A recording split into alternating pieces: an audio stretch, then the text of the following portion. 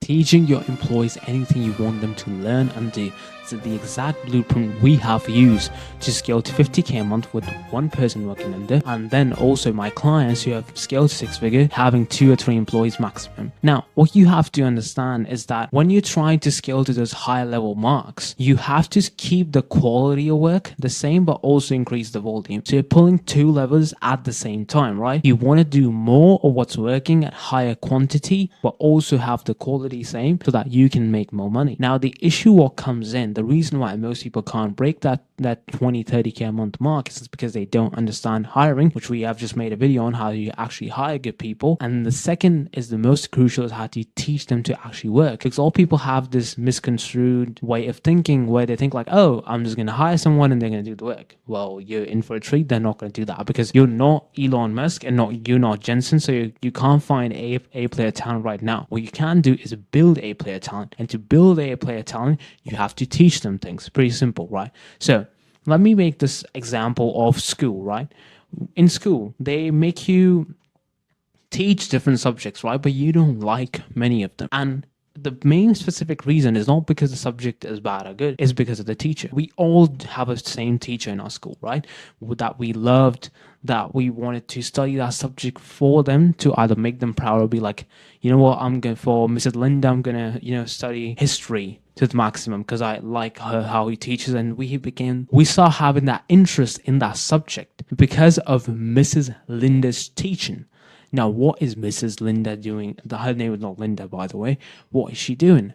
What she does is that she follows the 3 core principles which make studying good. And this is what even Elon Musk uses and even Jensen does in their teams, which is a root of a concept. It's also called first principle thinking.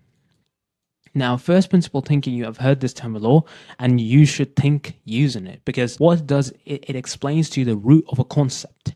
Now, whenever we're studying any concept or you want to teach someone any concept, they need to know the origin of it. Because if they don't, they're going to be like, I'll be like, why am I studying this? Now, in our industry and in business, we don't need to teach them hey, who created sales? No, we need to teach them why do we do the things that we do? Why are we as a company doing things in that manner? We understand the history of the company that we have and we explain it to them of why we're doing it. So that's the root concept. Whether it's marketing, we have this marketing angle that we have used because it has worked for us and our clients really love it. And this is the reason why it works so well. And then you explain the mechanisms of your content, right? It could be like, we make these reels, which are X, Y, and Z. Our clients love topic like these. We make these YouTube videos on a Miro board because they love them. And you can just go on and on. Second is using real life examples while you're going to teach. So because we're in the internet world and because we are in the software sort of like this info coaching business, we can't really materialize all the thinking we have. So your best friend in here is going to be using real life examples to teach your employees. So right now, what did I just do?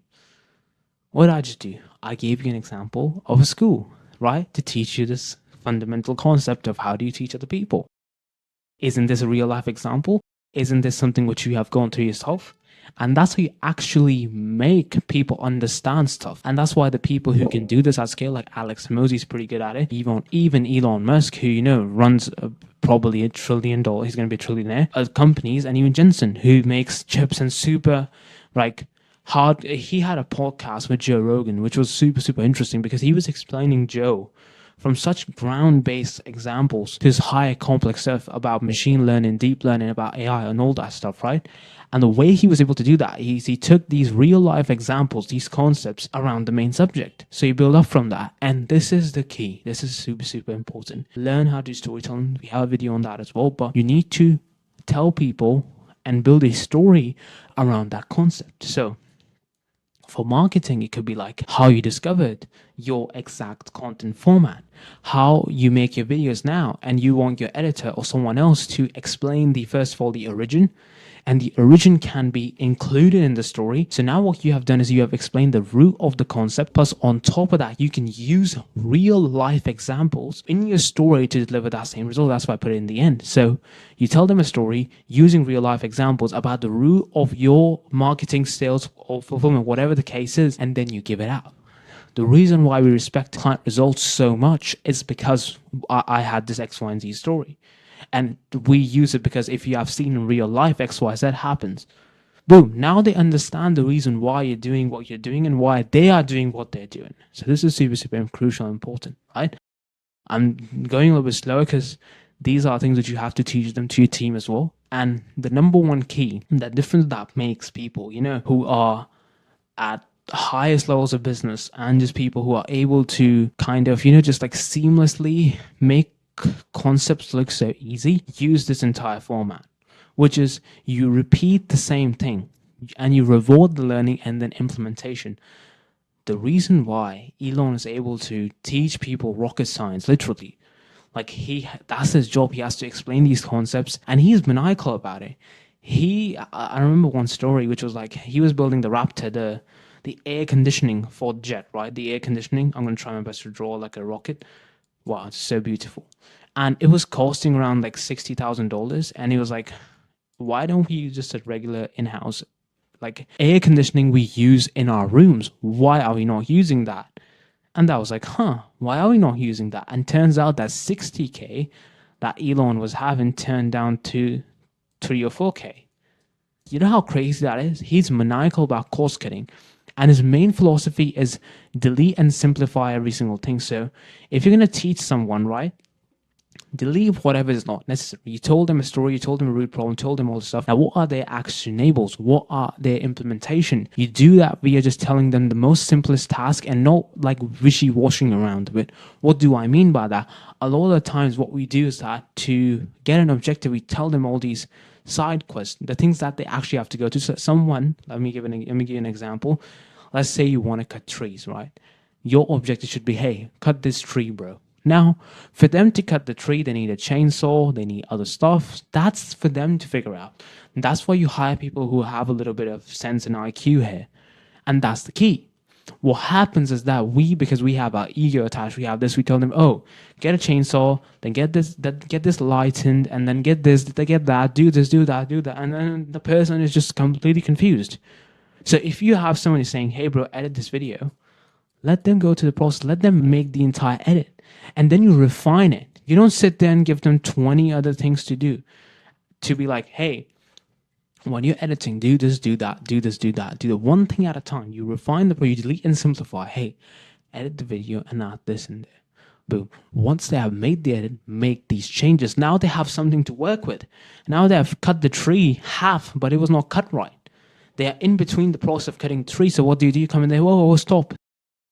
Use the chainsaw on this angle, and then boom, they understand it. But if you said that in the start, they might not do the task at all, or they might do the task really badly because they have too much confusion now. So you have to tell them to delete and simplify. And then once they have done that, you reward that learning, you reward that thing, whatever they have done. Maybe they picked up how you talk and your cadence with the music that you use, right? Maybe they have really, really good music sense. You're like, whoa, bro, I told you to edit this video and change the music. You did that. That's amazing.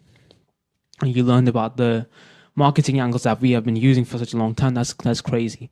Reward them, pay them a little bit more if the reel performs or whatever the case is, and that's how you do it. And then you repeat the same thing over and over again so that it hones in their mind of like, okay, when I make the video, I put the tonality and the music in a way that matches each other. And you teach them every single time and they're going to be like, okay, done. You have to repeat things. People are not going to get things done in a single go. Sometimes when you have a higher IQ or when you're, really punctual about your own business, those things get to you at like this, but to them it's not. So you have to repeat things over and over again. And then this is the super, super crucial part, which is document and SOP the concept. Like this is so important. Imagine if someone leaves and they don't have any foundations to work on how hard it's going to be.